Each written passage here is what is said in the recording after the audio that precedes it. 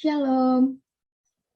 Perkenalkan, nama saya Dinda Rizka Manurung dengan NIM 211501050 dari Prodi Farmasi. Di sini akan menjelaskan tugas agama Kristen kelas 12 dengan judul Pandangan Iman Kristen tentang Hukum. Baik, di sini saya akan menjelaskan submaterinya. Yang pertama ada definisi dan fungsi hukum. Yang kedua ada contoh penegakan, kesadaran, dan pelaksanaan hukum. Yang ketiga ada hukum dalam perspektif Kristen. Yang keempat ada partisipasi mahasiswa Kristen dalam rangka penegakan hukum yang di dalamnya mencakup tentang HAM dan demokrasi di Indonesia. Yang pertama ada definisi hukum. Hukum merupakan perlindungan kepentingan masyarakat yang berbentuk kaidah, aturan, atau norma yang bersifat preventif maupun yang bersifat represif, baik itu tertulis maupun tidak tertulis. Untuk fungsi hukum, yang pertama adalah mengintegrasikan kepentingan anggota masyarakat sehingga tercipta suatu keadaan yang tertib dan aman. Kemudian yang kedua adalah permasalahan kepentingan antar individu maupun kelompok dapat diatur secara bersama dalam masyarakat. Yang ketiga adalah sebagai sarana untuk mewujudkan keadilan sosial dan secara lahir dan batin. Kemudian yang terakhir adalah sebagai alat kritik atau alat perubahan sosial yang digunakan sebagai penggerak pembangunan. Penegakan kesadaran dan pelaksanaan hukum. Kesadaran hukum merupakan kesadaran akan norma-norma yang terdapat di dalam hukum yang dibuat oleh pemerintah dan berlaku. Untuk penegakan hukum sendiri merupakan upaya atau proses supaya norma-norma hukum secara kokoh dan nyata berlaku dalam kehidupan bermasyarakat dan bernegara. Untuk peningkatan dan pelaksanaan kesadaran hukum sendiri dapat dilakukan melalui pendidikan, penyuluhan, dan disiplin ilmu sehingga melahirkan kebudayaan sadar hukum dalam masyarakat. Faktor-faktor yang mempengaruhi penegakan hukum, yang pertama ada faktor hukum, yang kedua ada penegak hukum, yang ketiga ada sarana atau fasilitas pendukung, dan yang terakhir ada kebudayaan dan masyarakat.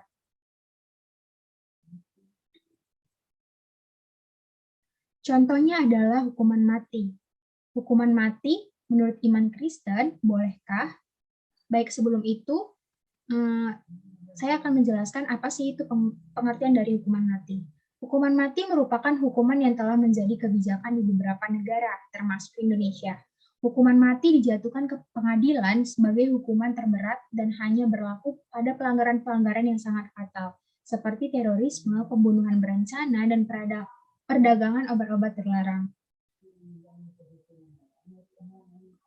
Di sini ada video yang mana merupakan tahap proses eksekusi mati yang dijatuhkan kepada orang-orang yang melakukan tindakan-tindakan yang tidak yang merugikan masyarakat. Nah, beberapa negara yang telah banyak mengeksekusi hukuman mati ini diantaranya ada Tiongkok, Irak, Iran, Arab Saudi, dan sebagainya. Di Indonesia sendiri 18 orang telah dihukum mati pada zaman Jokowi. Lalu bagaimana hukuman mati menurut iman Kristen? Berikut penjelasannya. Beberapa orang mengatakan bahwa hidup adalah pemberian Tuhan dan hanya Tuhan yang berhak mengambilnya. Manusia tidak boleh menuntut pembalasan dan hanya Tuhan yang berhak menghukum seseorang. Argumentasi-argumentasi semacam itu yang sering digunakan oleh mereka yang menolak hukuman mati. Dan sekarang kita akan melihat bagaimana seharusnya orang Kristen memandang hukuman mati dan bagaimana hukuman mati menurut iman Kristen.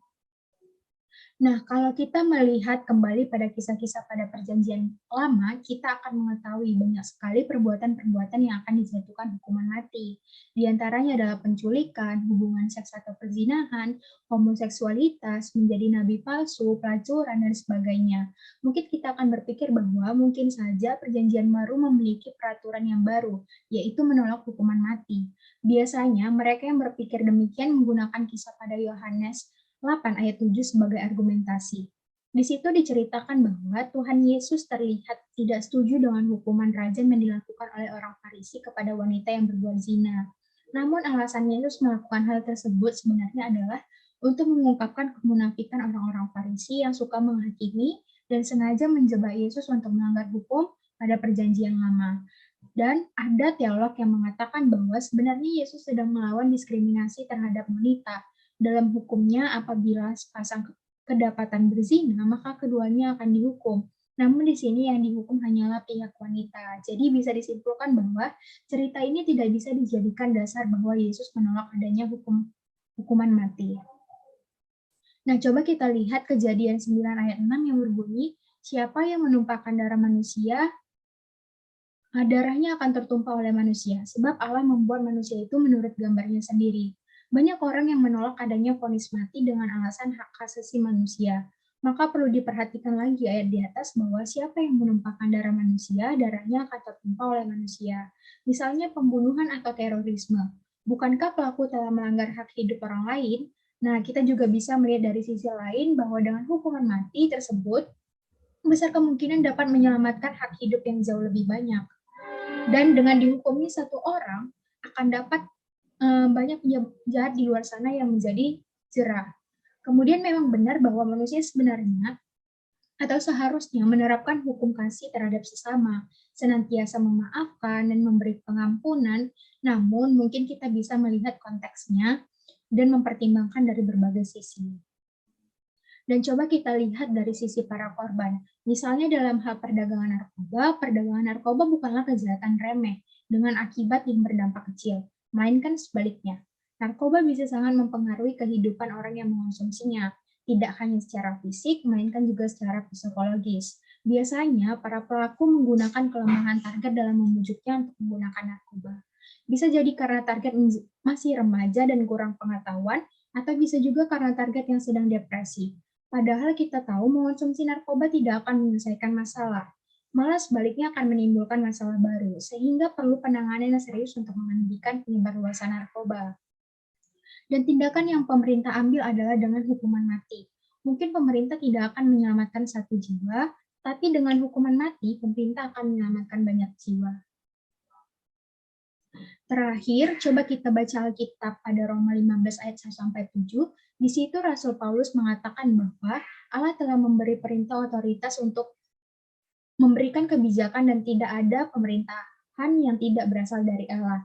Jadi, jangan menganggap bahwa dengan adanya hukuman mati, maka itu artinya tidak mengasihi dan tidak menerapkan ajaran hal mengampuni dalam Alkitab. Sekali lagi, lihat konteksnya yang menyangkut masyarakat banyak. Dan pemerintah juga tidak mengambil keuntungan dari vonis tersebut. Pemerintah hanya ingin menciptakan negara yang damai, sejahtera, dan aman untuk dilindungi. Nah, di sini saya akan menjelaskan partisipasi mahasiswa Kristen dalam rangka penegakan hukum yang di dalamnya mencakup tentang HAM dan demokrasi di Indonesia. Yang pertama itu menyampaikan laporan atau pengaduan atas terjadinya pelanggaran hak asasi manusia kepada Komnas HAM atau lembaga lainnya. Yang kedua, mahasiswa juga dapat berpartisipasi dalam bentuk proposal mengenai kebijakan yang berkaitan dengan hak asasi manusia kepada Komnas HAM atau lembaga terkait lainnya. Yang ketiga, mahasiswa juga dapat bekerja sama dengan Komnas HAM untuk meneliti, memberi pendidikan, dan menyebarluaskan informasi mengenai HAM, dan juga pada segenap lapisan masyarakat. Nah, untuk sikap positif yang harus dilakukan mahasiswa Kristen terhadap penegakan HAM, yaitu yang pertama adalah saling menjaga dan melindungi harkat dan martabat manusia. Yang kedua adalah turut saling membantu satu sama lain tanpa membeda-bedakan dan hidup berdampingan secara damai. Yang ketiga adalah berkomunikasi dengan baik dan sopan terhadap semua orang. Dan terakhir adalah tidak mengganggu ketertiban umum. Sekian dari penyampaian saya mengenai materi ini. Maaf bila ada kesalahan.